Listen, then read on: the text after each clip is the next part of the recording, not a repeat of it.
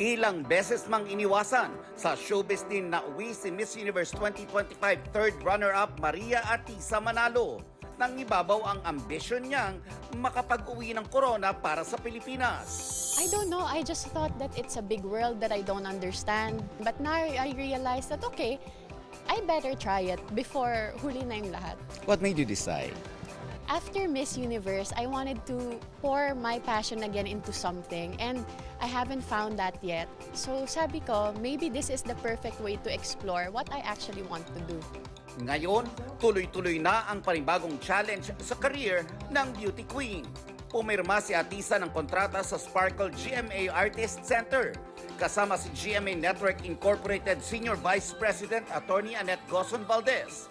Sparkle GMA Artist Center First Vice President Joy Marcelo.